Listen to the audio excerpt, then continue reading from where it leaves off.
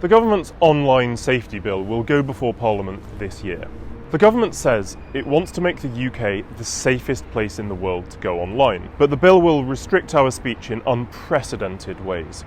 Some of the harms the bill describes are genuine, like distributing child abuse images or terrorist activity online, but some of its plans will censor speech which is perfectly legal offline. The bill highlights offensive material, as if giving offence is a harm from which a fragile public need protection. The government plans to make Ofcom the online regulator, but Ofcom has a dangerous attitude to free speech. Since January, it has made offline broadcasters ensure programmes avoid hate speech, which it defines as all forms of expression which spread, incite, promote or justify hatred based on intolerance on the grounds of disability, ethnicity, social origin, sex, gender reassignment, nationality, race, religion or belief, sexual orientation, colour, genetic features, language, political or any other opinion, membership of a national minority, property, birth or age. A so-called duty of care will include content that risks an adverse psychological impact on individuals, but this could mean almost anything.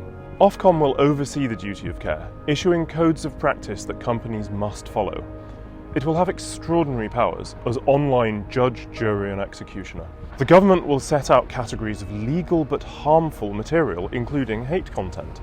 Alarmingly, this will follow Ofcom's advice, giving it even more power to curtail legal speech.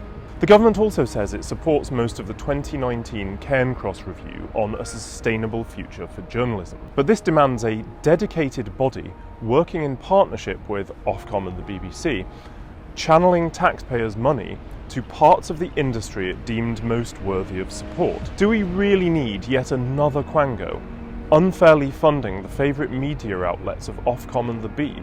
This would incentivise journalists to produce content to get these financial rewards. The government should not give the blob even more influence over what we watch and read.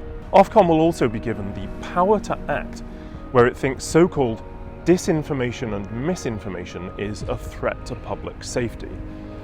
The government calls misinformation inadvertently spreading false information, but this could mean accidentally saying something that is incorrect. Is it really the government's job to prevent people making accidentally untrue statements? The Catholic Church once thought Galileo's claim that Earth revolved around the sun was misinformation. We have free speech to debate controversial issues, including challenging what people currently believe to be true. The government even approves of YouTube censoring content that contradicts the World Health Organization. It actually links to YouTube's page on its censorship rules. Ministers criticised YouTube when it censored talk radio, but are actually encouraging the exact policy that led to the censorship. Why would the government have a problem with criticising the WHO, whose Director General has called China's President Xi Jinping a visionary?